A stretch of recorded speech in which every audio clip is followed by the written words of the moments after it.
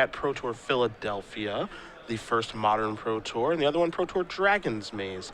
So both these players absolutely fantastic at Magic. We are going to watch Mud versus Blue White Miracles. This one should be interesting. Yes, Mud, a deck that we saw in the Invitational top 8. Yeah. Now all of a sudden it's poised to make yet another top 8. Ali loves this deck. He's been playing this deck for a while. He's got some interesting takes on it, and he is sitting at 7-1 here, again playing against Prost, who's going to start things off with a Sensei's Divining Top. You know by now, Miracles, of course, attempting to put the counterbalance lock together.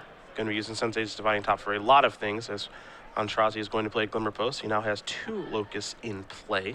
You do see Cloud Post here, and he's going to cast a Trinisphere. So Trinisphere, a very important card out of his deck. Basically, it makes everything spell cost at least 3. Andre has a lot of cheap spells in his deck, like Brainstorm, obviously Counterbalance. So it's definitely going to slow Andres down a lot. Yeah, if you're wondering, well, free spells, Force of Will, how much does it cost? Just think of it this way. Everything costs 3. As long as Trinisphere is untapped, everything does cost 3. So that's going to make things a little bit difficult here for Prost with his Brainstorms and his Swords to Plowshares. But the old 3 sphere is here for Aintrazi. Now his build of Mud, he's got Metalworkers, Lodestone Golems, Clodoth Forge Masters, a few Wormcoil Engines, Sundering Titans, and a Singleton Blightsteel Colossus. He's got this Cloud Post engine in his deck as well. He's going to play another copy of Glimmer Post right now, push himself up a little higher to 25. And we'll see what he's got for 4 mana. It's 5 mana, actually, 3 Locusts. Oh, thank you. 5 mana. Yeah, so Clodoth Forge Master now comes down. Yikes. That is a tinker effect for his deck. He has a lot of interesting one-ofs that he can find. He's got a Staff of Nin. He's got 4 copies of Grim Lava Man, 2 Staff of Dominations, which he can go infinite with. Then he's got, obviously, the Mana Denial part of his deck, Chalice of the Void and Trinisphere. And then he has 2 copies of Karn Liberated, one of my favorite Magic cards of all time. Yeah, and the interesting thing here is that he has a Blightsteel Colossus that he can get as well. Yep. Obviously, Swords to Plowshare is a card that can deal with Blightsteel Colossus. However, Trinisphere makes it cost 3. So if he's able to put a little pressure on Andres' mana, given the right moment, he could actually search out the Colossus and just kill Andres in 1 hit. Chances are we're probably going to see his Swords of Plowshares get fired off here in the main phase on the Clodoth Forge Master. At least I wouldn't be surprised. I suppose Prost can wait until Aintrazi deploys a 3rd artifact. But let's say, for example, he was to deploy something like a Darksteel Citadel. Things could get a little bit hairy. So, Ali draws a Lodestone Golem. Yeah. Very good card in combination with Trinisphere is basically going to make all of Andres' cheap spells cost 4 mana effectively. Looks like Ali also has a Wasteland in his hand, so a lot of options for him. A little Wasteland, a Vesuva, which will give him another Locust, potentially 6 mana. So yes, he's going to play it, copying one of his Cloud Posts. So now he has access to 6 mana potentially. He's going to tap this for 4. And looks like we might see that Lodestone Golem. Yes. This will force Prost to respond. That's for sure. Yes, don't think, and he's going to try to counter it. Yeah. And that costs 3 mana, of course. So that'll get the job done on that. And I think Ali's okay with that because he does have a Sundering Titan lurking in the background there. And really, why wouldn't he? Yeah, which can get cast off of just 2 lands because they're both Cloud Posts. Yeah, this is, the Mud deck, we've seen a lot of different versions of this deck before, but this one, along with Greg Spanos' version that he used in the top 8, they're both using the Cloud Post engine along with Vesuva and Glimmer Post, so I really like the way they go about abusing mana. Yeah, they're a little bit soft to Wasteland, or I guess a lot of it soft to it, but the payoffs, a lot of the time, they seem like they're worth it. Yeah, so it looks like Ali might just blow out Andres right here with the Sundering Titan. I'd be surprised if he doesn't just try to go for it here, considering how good it is against Andres' board right here. Yeah. Take out your island, plane, and your volcanic island, which I'll say is the mountain. Yes.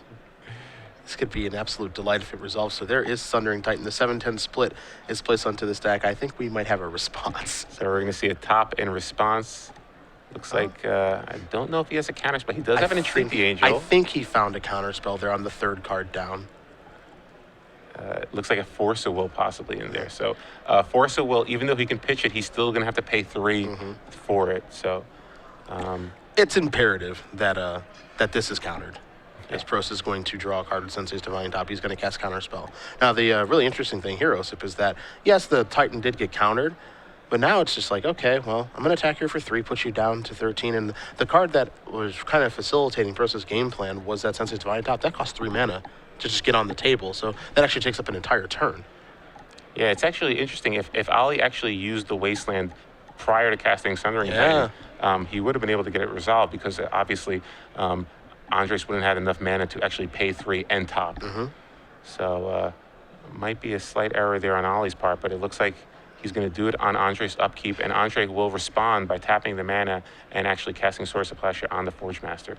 So Andrejs doing his best to work here under the Trinisphere. Aintrazi gonna untap. He'll take a draw again. He's got a ton. He's another Sundering Titan. Wow. Well, so okay. This one is definitely resolving. Yeah. So all your stuff's gone, and this game is over. Ali Aintrazi gonna win game number 1 here. Andrejs Prost. Mud up a game over Blue-White Miracles. That Cloud Pulse engine is powerful. Jeez. I don't know why more decks don't play Sundering Titan. Oh, wait, that's right, because most of their lands don't tap for 4 mana. Yeah. I mean, obviously, if he's not playing against a deck that has Wastelands in it, he's good to go. Now, also, here's one thing to consider. We talked about it right at the top. There are a lot of Blue-White Miracles decks right at the top of the standings here. Obviously, Prost playing Blue-White Miracles at 7-1. We saw Jensen and Ramelt playing very slow Blue-White control decks. Mud could be pretty well positioned here, actually. Yeah, obviously, Blood Moon is a card that a lot of Miracles decks play, and they even have Enlightened Tutor to search for it. A lot of builds. We know BBD had that in his build. Joe Lissette also had a Blood Moon in his deck. I don't believe Andrejs has Blood Moon anywhere to be found in his main deck, and in the sideboard, it doesn't look like there's one in there as well. So, yeah, no Wastelands and no Blood Moon, so he can't really hurt Ali's mana in this game. Take a look at the sideboards here. We're going to start with Andrejs. First, the Blue-White Miracles player. He's obviously moving in a lot of cards, as you can see on the screen there in the bottom left-hand corner. Osip, you've got that in front of you. What can he move in and move out here? Yeah, so he's got 1 Path to Exile, 1 Meekstone, 1 Humility, 1 Supreme Verdict, 1 Spell Snare, 1 Spell Pierce, 1 Pithing Needle, 1 Oblivion Ring, an Engineered Explosives, 3 copies of Vendilion Click, a Flusterstorm Counterspell, Disenchant, and a Relic of Progenitus. So a lot of one-ofs, which is kind of what you see a lot of with Miracles. Again, really just needs ways to interact with Ali's creatures. He needs to be able to take Forge Master off the board. He needs to be able to deal with a Metal Worker before he can do something really abusive. So Path to Exile probably coming in. Meekstone, obviously there's a lot of big creatures in Ali's decks. The problem is that once the big creatures enter play, they usually have a really good impact on the board. So preventing them from attacking you multiple times isn't that big a deal, particularly if it's a Blightsteel Colossus. You're going to be dead in 1 hit anyway. So don't think Meekstone's it won't untap. It won't untap, though. It will not untap. Humility, I see that coming in. Humility is obviously very good against Ali's deck. It makes all his creatures basically just generic 1/1s. Supreme Verdict, I can see that coming into as well, just because, again, it's a way for him to deal with Metalworker. It's a way for him to deal with Lodestone Golem. So I see that coming in. And Spell Pierce, not really that good against Ali's deck because most of his threats are creatures. Although I think the Spell Pierce might just be forced to come in because he doesn't want to lose to cards like Trinisphere, an early Trinisphere, or if he can counter a Grim Monolith. So Spell Pierce is probably coming in just as a concession to those early artifacts. One of the things I actually like about Ali's build to this deck, and we'll get to a sideboard in just a moment, is that you mentioned how good Humility is against his deck. I like that some of his payoffs are actually non-creature spells. Once he gets a bunch of mana, he's got 2 card Liberated, he has a Staff of Nin, he has multiple copies of Staff of Domination. So while Wormcoil Engine, Sundering Titan, and Blightsteel Colossus are oftentimes what he's trying to ramp to, he has some non-creatures that can get the job done. He also has 3 Phyrexian Revokers on the board, a Platinum Empyrean, a Duplicant, a Battered Skull, 3 Ensnaring Bridge, 2 All Is Dust, 2 copies of Spine of Isha, and 2 Ratchet Bombs. One of the things I enjoy whenever I look at a Mud sideboard is what the heck is going on here. This is completely absurd. Just going to like the Mirrodin dollar box from the rares from that set and just throwing some things in there. Where's the Mycosynth Lattice? That's what I want to know. The 2 copies of Spine of a Shot. Yeah, sure. I guess those are going to come in. Like, they play a Vindicate type effect. So yeah, go ahead and bring those in. Revoker stopping top. That could be a thing. I could see the Battered Skull coming in because it's a hard to answer threat. All Is Dust might clean up some nonsense. Like, there's a lot of different ways he can go here, none of which Prost is probably expecting. So, should be entertaining at the very least. Yeah, All Is Dust is a pretty good answer to cards like Counterbalance or Detention Sphere, which could be holding down some mere threats. It also will force Jace the Mind Sculpt to get sacrificed. And again, All Is Dust is 7 mana, so it's unlikely to get countered by Counterbalance. Boy, that'll be the I'll day. go out on a limb here. Yeah, that'll be the day. I really hope that happens now. Reveal Memnite. Why isn't that card in Ollie's deck? I guess he doesn't have blue mana, so maybe in the next iteration of a deck he likes to call the Pharmacist. Yeah, let's get Memnarch in there. What's going on? Yeah. So those both were the players, days. There was the old Tron deck with Memnarch back then. I think you played that deck then, didn't you? I did. It made top 8 of U.S. Nationals. Yeah, that deck was really, really good. Yeah, that deck was good. So both players are done sideboarding, and they're examining their opening 7. Andrejs, again, lost the first game, so he's going to be on the play this game. Looks like he's okay with his 7. Question is Ali okay with his 7 here? You know, one of the cards I wouldn't be surprised that Ali board out. It looks like he's going to sell, mulligan here is Chalice of the Void. I don't think it's really at its best in this matchup. Chalice, you know, your game plan with Chalice is to set it for 1 against a lot of decks, and the 1-mana spells in Andrejs' deck are obviously pretty good, but I think he can operate even if they're turned off. You know, atop a Brainstorm, a Swords to Plowshares. He's got plenty of things to do that cost more than 1 mana. Yeah, Chalice just doesn't seem very good against Miracles, so I wouldn't be surprised if that's his first card that Ali boarded out. Especially when he's on the draw and Prost can actually slide a top in. Yes, he won't actually be able to, you know, replay additional tops, but I think the first one might be good enough. I mean, it was doing a nice job that game until Thundering Titan showed up. I can't take credit for the joke. That was at Bez Sells on Twitter, so I'm not that creative. Yeah, send your jokes to @CedricPhillips. Yeah, do that. I don't really care for my Twitter at all, so just go ahead. All your magic novelty puns, send them to @CedricPhillips. Yep. That's correct. And you might get one featured on air. Yeah. You never know. And your favorite ice cream, send over to Osip L.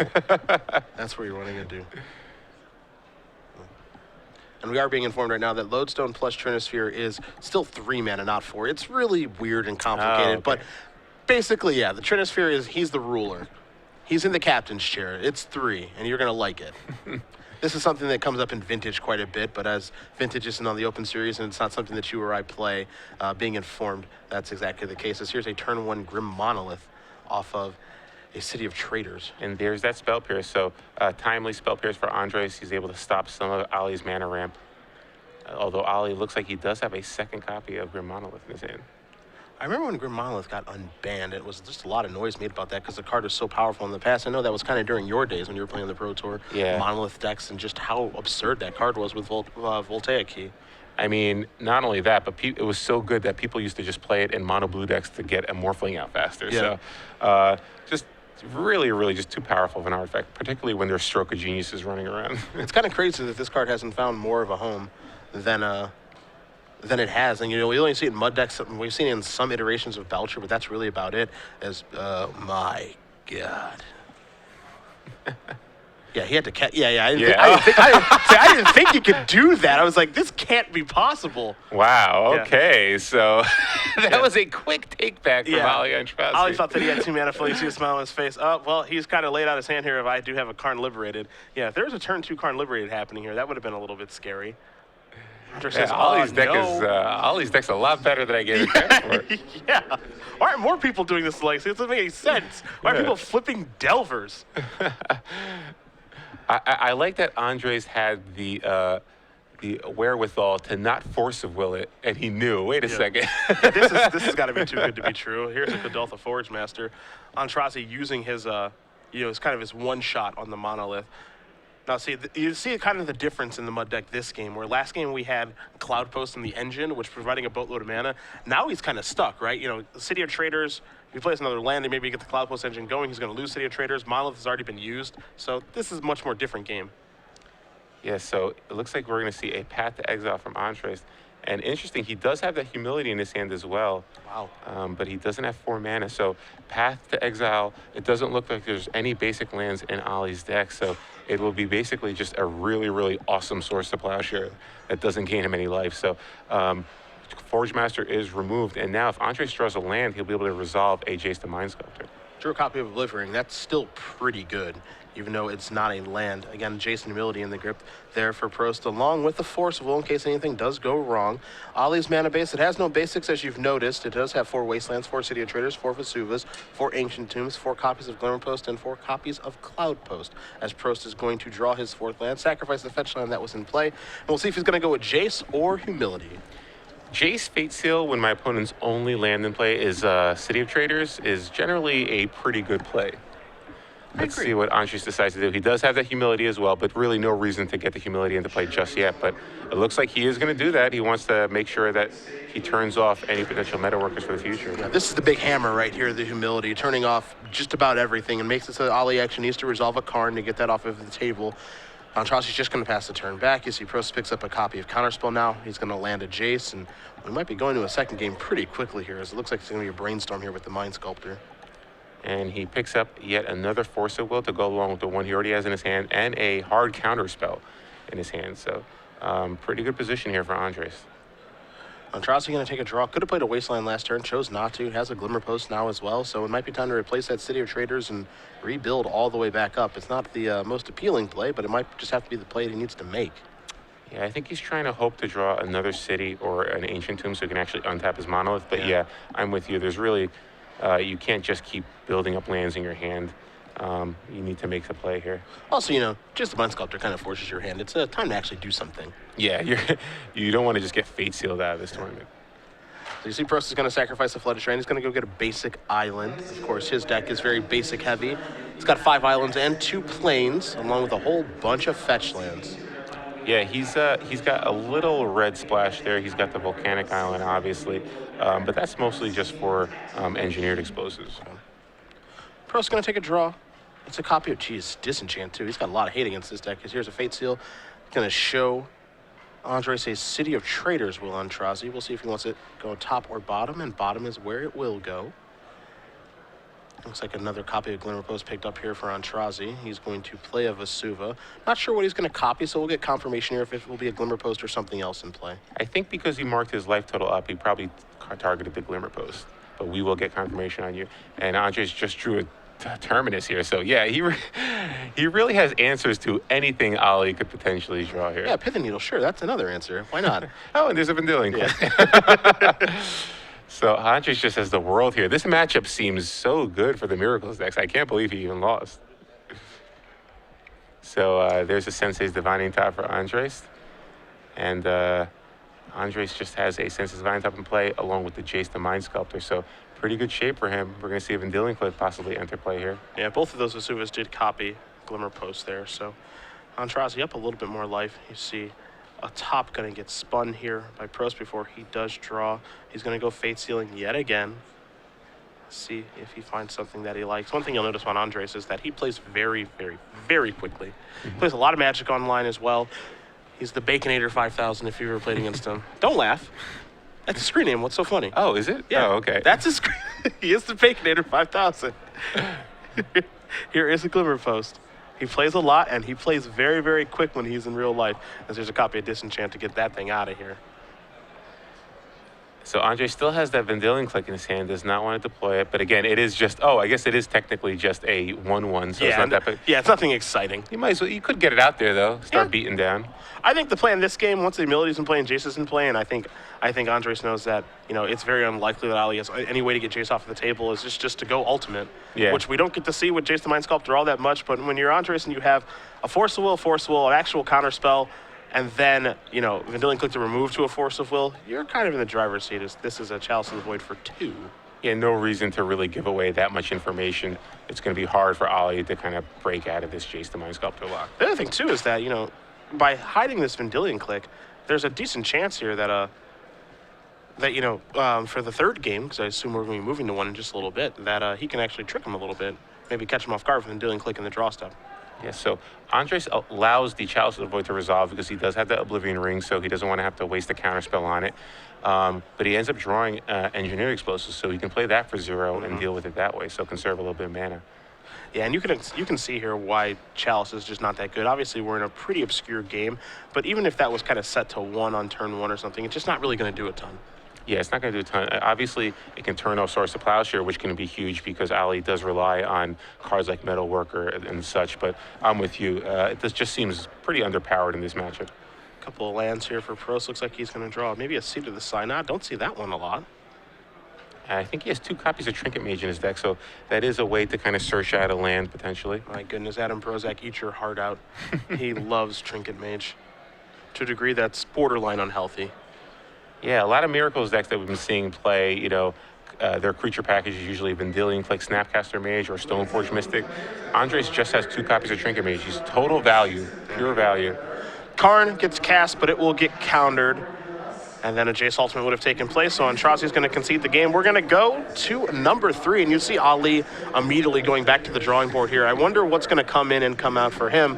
For Prost, he's going to check over his sideboard. I don't know if he's going to change anything, but we're going to move into a third and final one here in our last Swiss rounds here of our Legacy Open. Yeah, when you win that dominantly in the matchup, it seems like you don't want to bother changing your deck. Like, why would you bother going to your sideboard? You literally just annihilated your opponent. Yeah, that game was one of the more one-sided games that I've seen all year, honestly. Yeah, I have Jace ticking up, and I have like 8 counter spells in my hand, along with a Disenchant and Oblivion Ring. Chalice for 2? Sure. Yeah, no problem. That's fine. I don't care. So Andrejs has to be comfortable with his current 60-card configuration. To be fair, Andrejs' last match, he was in the feature match area, but he wasn't on camera. Well, boy, he played against Belcher, and he had an Engineer Explosives in play. He had a counterbalance top. He had 2 forcibles and 2 counter spells, and he just put all his cards up. It was a very friendly match between the 2 players. He just put all his cards on the table, and his opponent put all the cards facing on the table. And Andrejs is like, "Are you expecting me to draw 2 cards at top here, or like what are we doing?" You know, like, and he's like, "I don't know, maybe you'll make some egregious error." They just both had their hands around the table. Andrejs had like the answer, obviously, to the Goblins and Engineer Explosive. His opponent top balance locked and like 5 counter spells in his hand. So that one wasn't on camera, but that may have been the most lopsided game I've ever seen.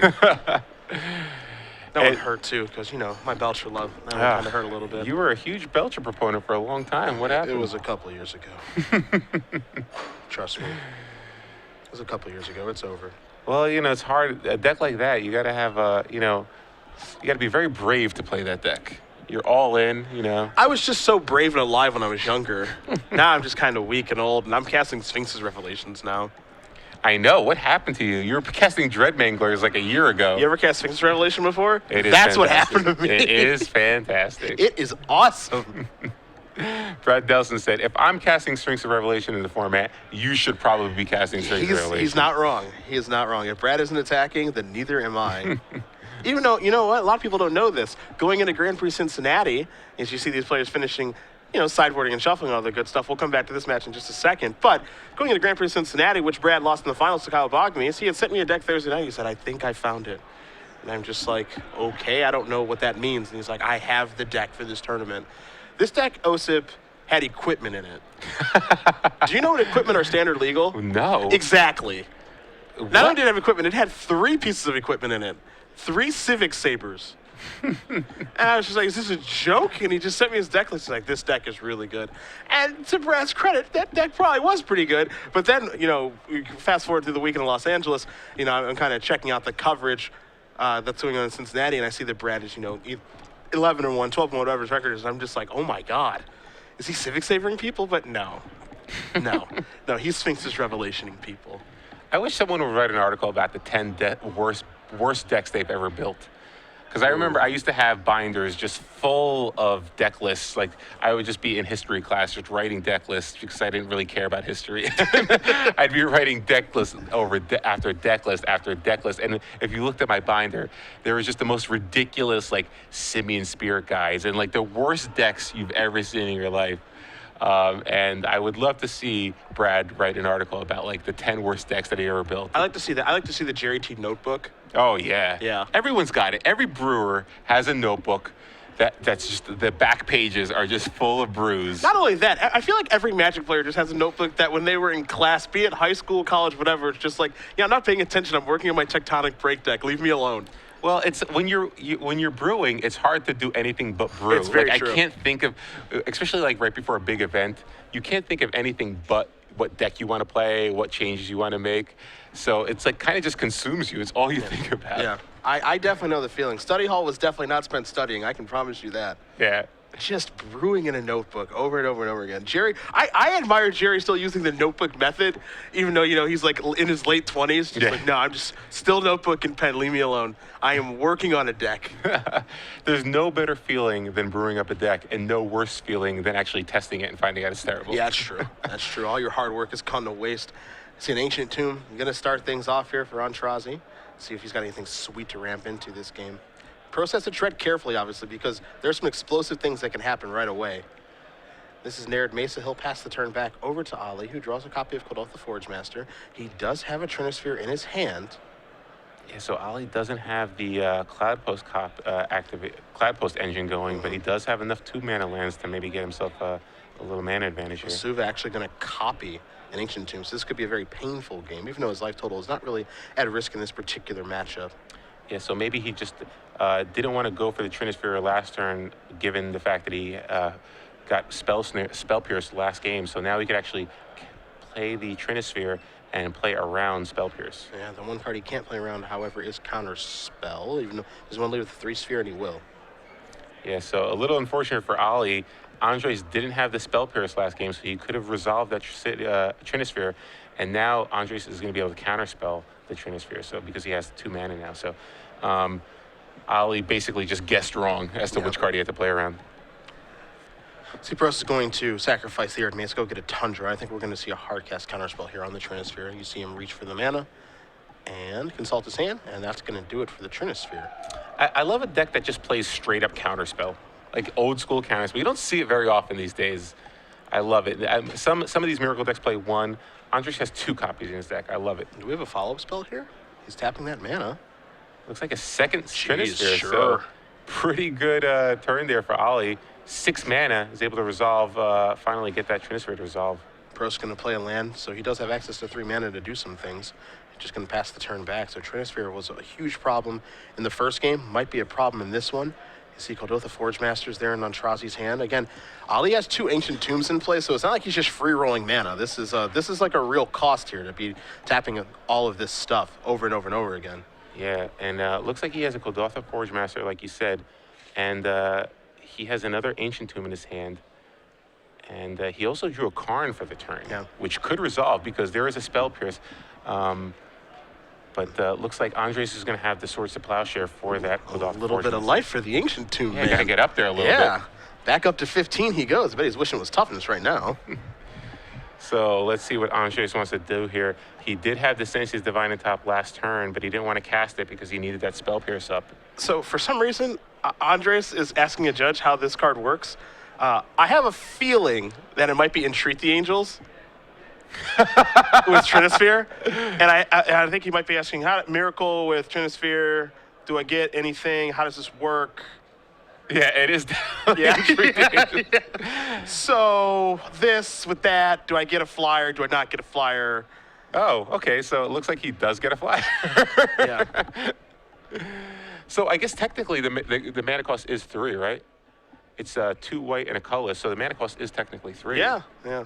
So, it's a little bit obscure, but Andrejs has found his way to get a flyer. There might be some sort of appeal or something of that nature, which makes sense because if I'm Ali, I'm just like, that Trinisphere is a little complicated. Is that actually true? Yeah, I'm sure this isn't an interaction that you see very often. Oh, how could you?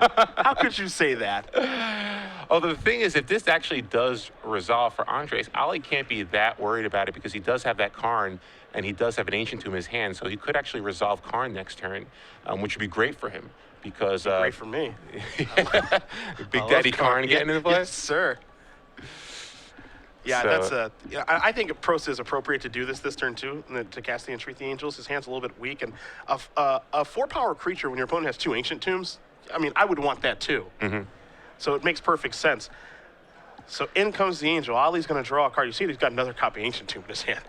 And he drew a Sundering Titan, so he could kill some lands if he'd like. He's going to float some mana. Yeah, I would float. There we go. And he drew a Sundering Titan as well. So might lead with a Sundering Titan here, and then just cast all his dust the following turn. So this could be huge here. Let's see what he wants to do. I want to get down Big Papa Karn. That thing is going to reign supreme. And it's almost impossible for Prost to get that off the table. But Prost does have a copy of Pithing Needle in his hand.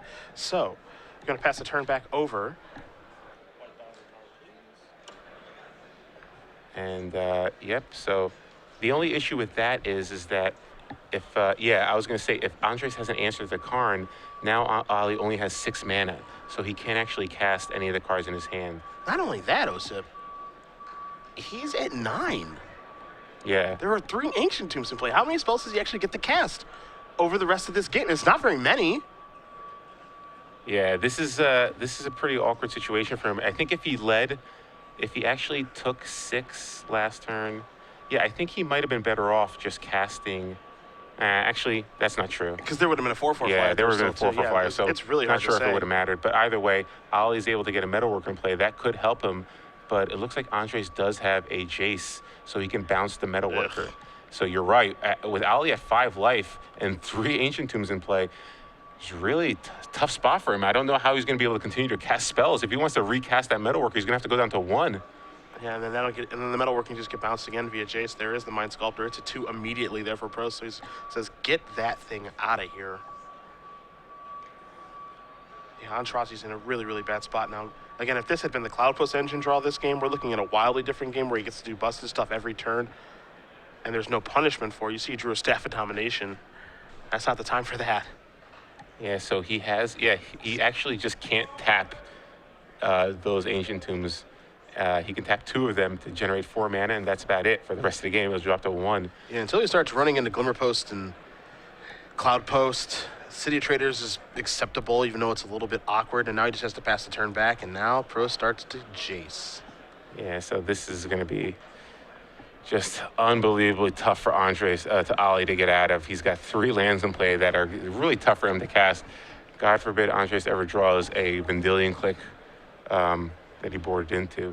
Yeah, that's the other thing, too, is, a lot of the times when you're playing against this deck, you might have some time to draw out of it, but with Aintrazi at 5 life, I mean, he's so low that if a Vendilion Click does show up, that's 2 shots, and, that's basically it. And Aintrazi is basically, kind of hard locked himself, for lack of a better term. He can't really do anything. He only got so many shots with his mana. I think he took the appropriate shots. I think it was appropriate to try to resolve Karn. Karn dominates the game if he gets to keep going with it.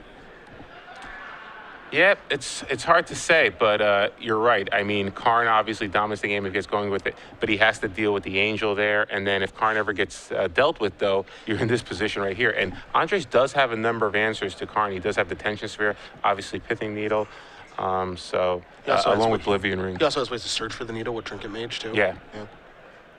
Oh, but he wouldn't have enough mana to do it that turn. Yeah, not that turn. Yeah, not that turn. He would have been able to do both. See a couple of cards going to go back from the Jace Brainstorm. Pro's going to play a land. Got plenty of those. Yeah, so now it looks like we might see a top enter play because he has 6 mana, so he could actually use Force of Will.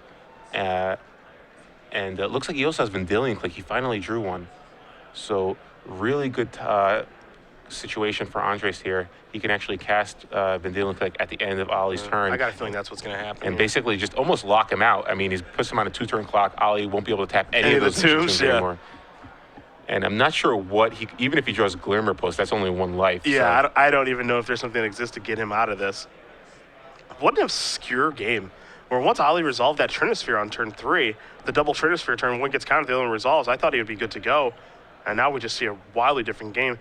Ollie's going to show hand a double Kodotha Forge Master, a Sundering Titan, a Staff of Domination, another T-Sphere, a Metal Worker, and an All of Dust. You got it. Yeah, you got it, buddy. You keep those. Those cards are all pretty sweet. I'll tell you that much. Here's a Jace Brainstorm. And, he reveals the Seat of the Synod, Scalding Tarn, and Path to Exile. Yeah, in for 3 we go. Aintrazi's going to go down to 2, and as you did mention, all those Ancient Tombs are turned off, and that is going to do it. Andrejs Prost is going to win this match over Ollie Aintrazi. Blue-White Miracles gets the job done over mud, and that means that we're going to have Mr. Prost in our elimination rounds, potentially the number 1 seed. Yeah, 8-1, so really good showing there for Andrejs. Blue-White Miracles. It looked bad for him in Game 1 when Ollie was able to get that Cloud Post engine going, but Game 2 and 3 seemed very lopsided. Yeah, I mean, the thing about the mud deck is that it's like this kind of volatile deck which you can't really control. When it's going well, it's obviously very good, as we saw in Game number 1, but there will be draws where, again, you draw your Ancient Tombs, you draw a bunch of City of Traders, maybe you don't draw the Cloud Post engine, maybe you draw a Cloud Post and not the other Locust to actually make the card good. And in the first game is a demonstration of how powerful the Cloud Post engine can be. In the second and third, Ollie's draws were just kind of all over the place. Yeah, that many Ancient Tombs. You saw his opening hand. You thought, okay, well, maybe if he can resolve this Trinisphere, and then if he can get the Forge Master going, he potentially can get either a Karn or Sundering Titan into play the following turn. But yeah, you don't realize, wait a second, he's at 12? What is he at? All of a sudden he's at 5. It's like just so much damage from his own lands. It's just unbelievable. Yeah, you don't think of Miracles actually killing you quickly, but gets the job done there. And Andrejs Prost, as a result, will be heading on to the elimination rounds later tonight. Chances are we'll be seeing more of him. Very accomplished Magic player yet again.